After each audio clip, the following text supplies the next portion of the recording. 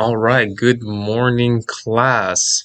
Welcome to our ELA reading portion of our class today. So before we begin, let's go through our routine because I know that everyone is learning from home. S, sit up straight. L, listen with your eyes and ears. A, ask questions by raising your hand. N, nod your head or give a thumbs up. And T, track the speaker. Okay, so make sure you are in a quiet environment in your home as best as you can. If you're able to, make sure you plug in your headphones so that you can only hear me and your classmates in this classroom. Okay, so today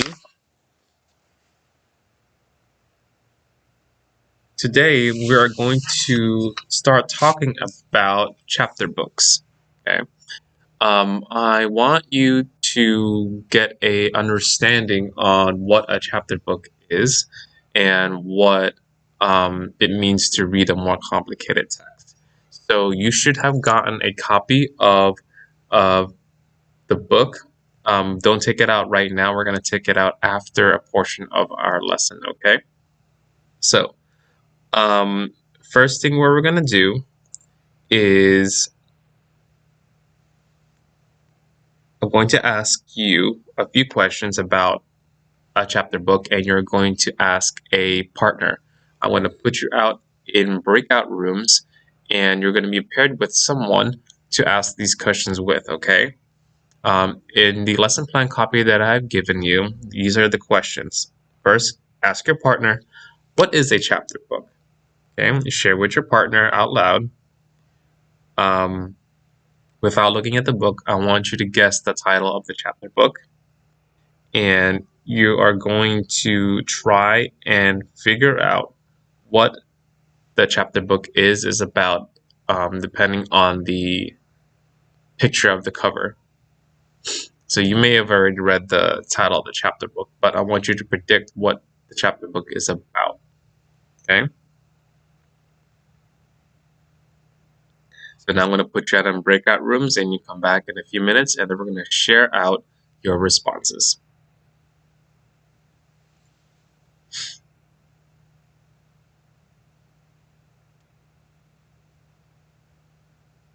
Okay. So now we're going to browse this chapter book.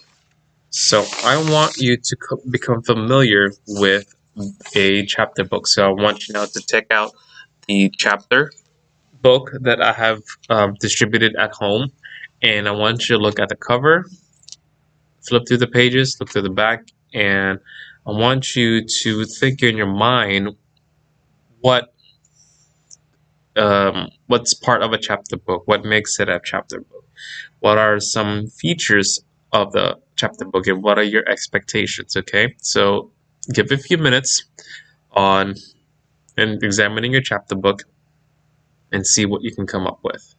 Okay.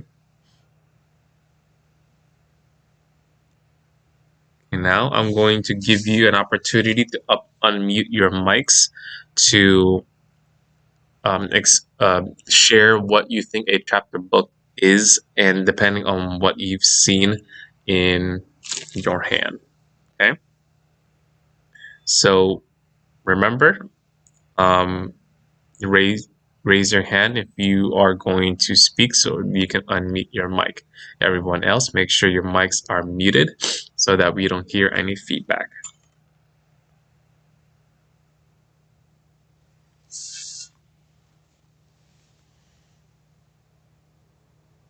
Okay, very good.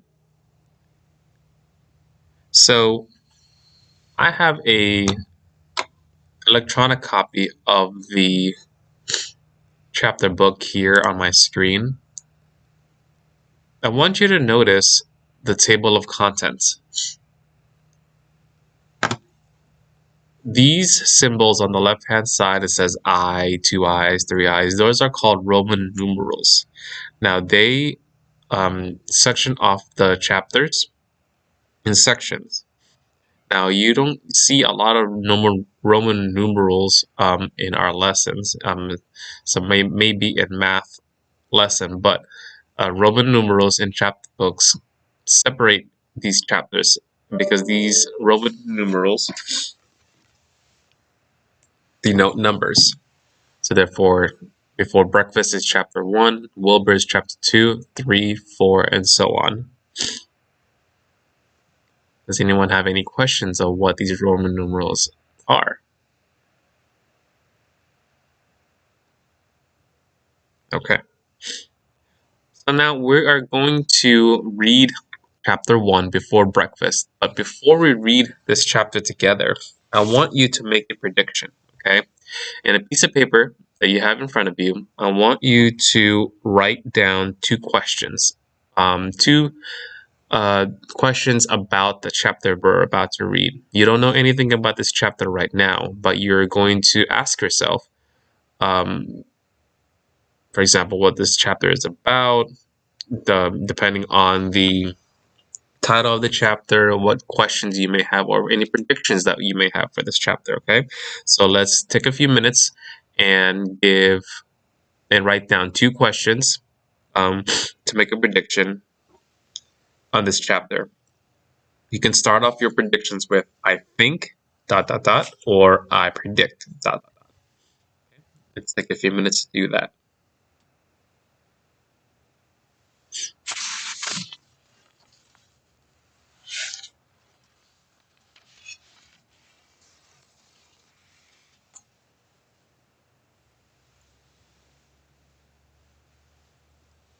All right.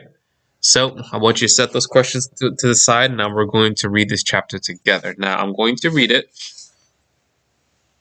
I'm going to read it out loud, but I'm going to omit some words, and I want you to make sure that you're following along by saying the word that I leave out. Okay?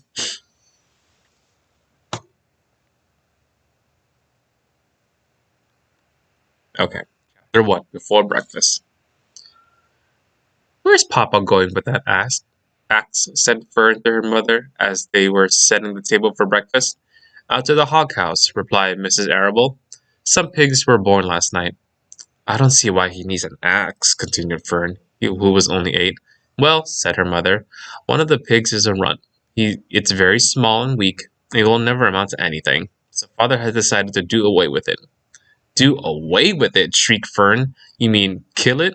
Just because it's smaller than the others?" Mrs. Arable put a of cream on the table.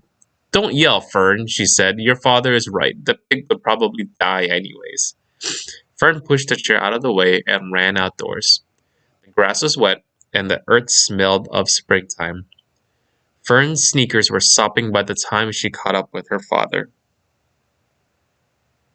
So I'm going to stop right here, and I want you to ask, who are the characters that we just met? Could anyone give me the names? Very good. Fern. Fern is one of the characters. Who's another one? Mrs. Arable. Good job. Okay. Um, where is the father going with the axe? Can anyone recall where the father was going with that axe? That's right. He's going to the hog house. So, what is the father want to do with the axe, and why? Yes, very good.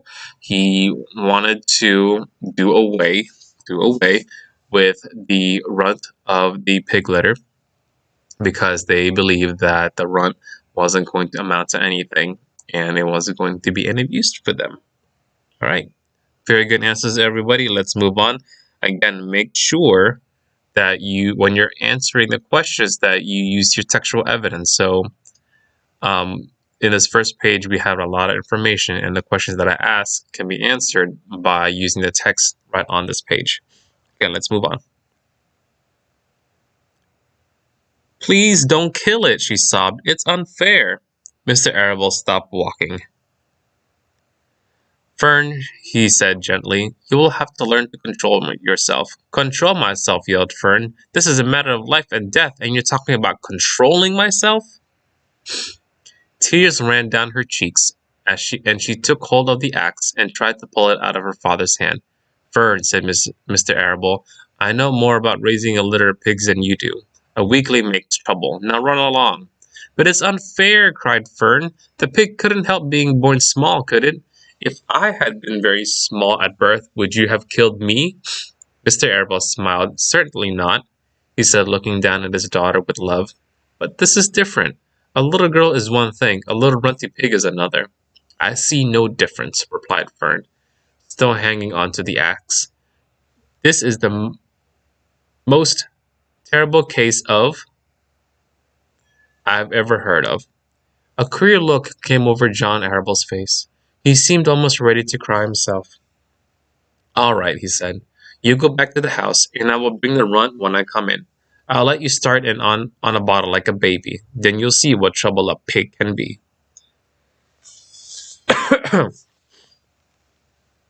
When Mr. Arable returned to the house, half an hour later, he carried a carton under his arm. Fern was upstairs changing her sneakers. The kitchen table was set for breakfast, and the room smelled of coffee, bacon, damp plaster, and wood smoke from the stove. Put it on her chair, said Mrs. Arable. Mr. Arable set the carton down on Fern's place. Then he walked to the sink, washed his hands, and dried them on a roller towel. Fern came slowly down the stairs. Her eyes were red from crying. As she approached her chair, the carton wobbled, and there was a scratching noise. Fern looked at her father. Then she lifted the lid of the carton. There inside, looking up at her, was the newborn pig. It was a white one. The morning light shone through its ears, turning them pink. He's yours, said Mr. Arable, saved from an untimely death. And may the good Lord forgive me for this foolishness. Fern couldn't take her eyes off the tiny pig. Oh, oh, look at him. He's absolutely perfect. She closed the carton carefully. First, she kissed her father, and then kissed her mother. Then she stopped. Then she opened the lid again, lifted the pig out, and held it against her cheek. At this moment, her brother Avery came into the room. Avery was 10. He was heavily armed, an air rifle in one arm, a wooden dagger in the other. What's that? He demanded. What's Fern got? She's got a guest for breakfast, said Mrs. Arable. Wash your hands and face, Avery. Let's see it, said Avery, setting his gun down. You call that miserable thing a pig? That's a fine specimen of a pig. It's no bigger than a white rat. Okay, let's stop right here. And we're going to do a little exercise. Now, this chapter book has pictures in it, which is great, so that you can have a better understanding on what someone may look like or what is going on. So we're going to take about 3 minutes. I want you to take out a piece of paper, and we're going to write as much as we can about this picture right here of this boy named Avery. He is described as he was heavily armed. He has an air rifle and a wooden dagger in his hands. And I want you to write a few things about Avery, describe to him, make predictions about him. What is he like and what his dislikes? And I want you to take about 3 minutes to write down as much as you can. Okay, I'm going to pause it right here. So go ahead and start.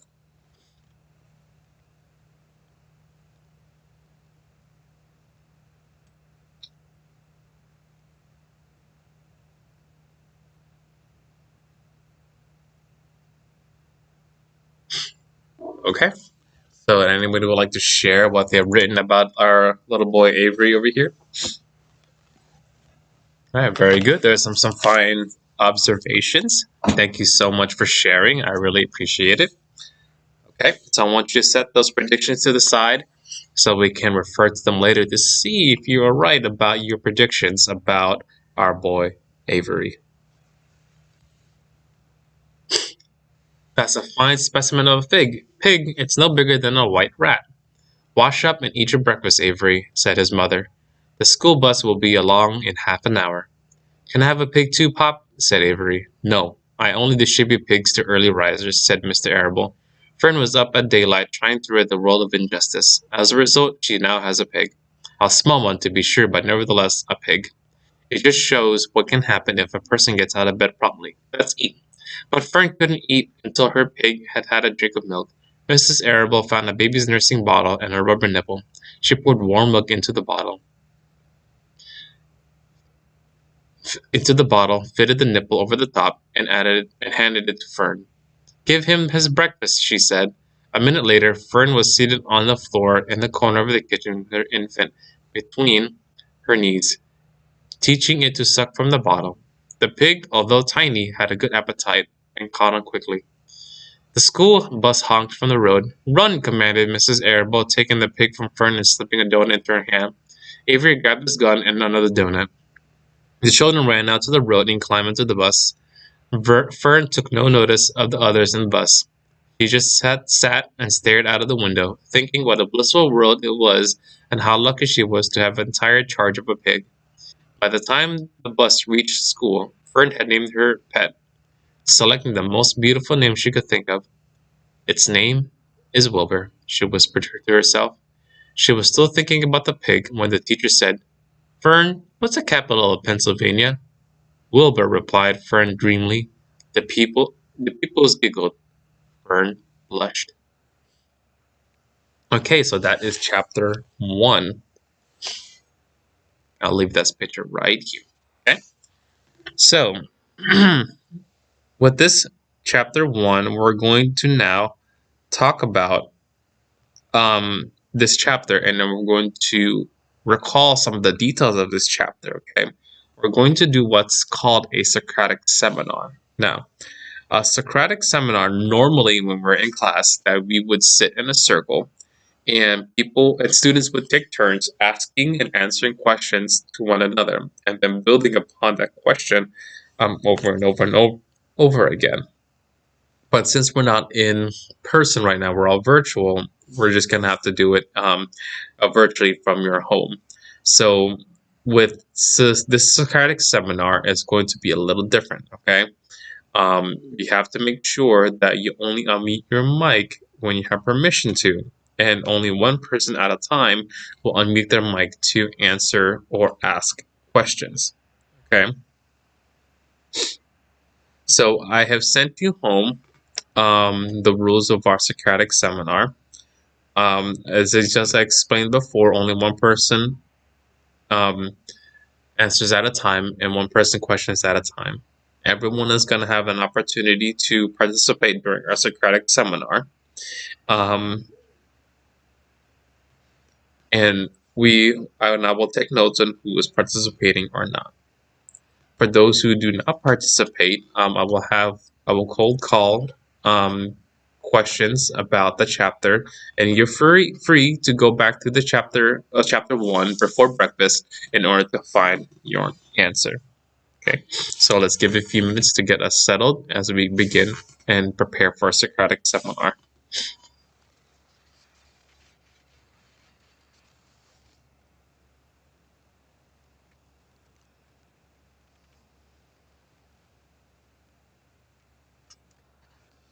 Okay. Once the first student asks their questions, the way they hand off the virtual baton to have the other student answer is I hand off to blank. Okay, we're going to use that to ask our questions. There is a copy of questions that you may ask if you are having trouble coming up with a question to ask. Okay.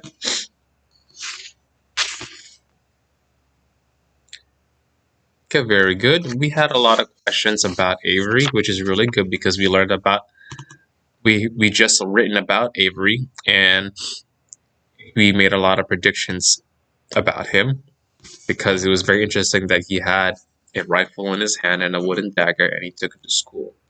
So it's interesting the time period that they're living in and the things that are allowed or the norm of that time period.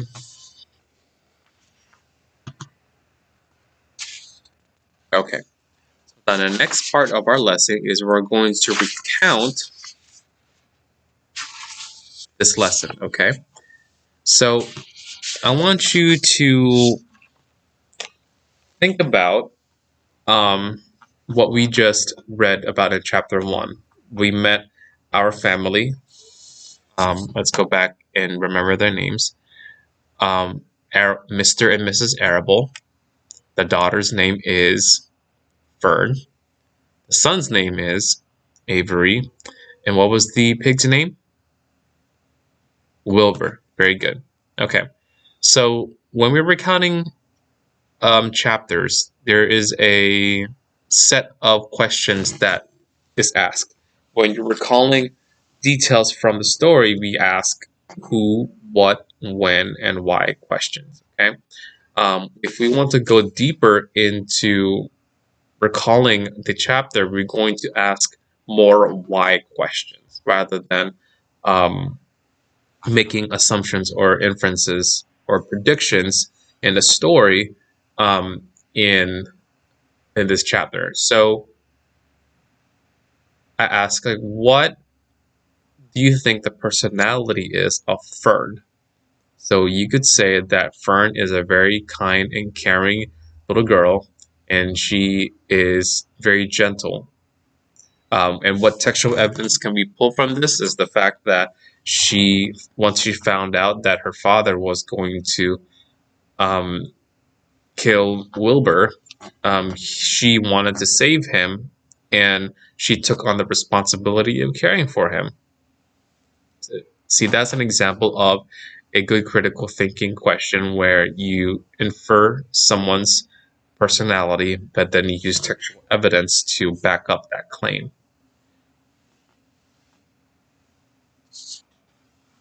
Very good. Okay, now I want you to go back and look at the two questions that you have written out, and see if this first chapter have answered some of those questions. Okay. So once you get those answers out, I want you to make a table in your notebook, line at the top and down the middle. You have your questions on the left-hand side, and then you're going to make the predictions on the left-hand side, and then you're going to write your answers, the expectations on the right-hand side. Okay?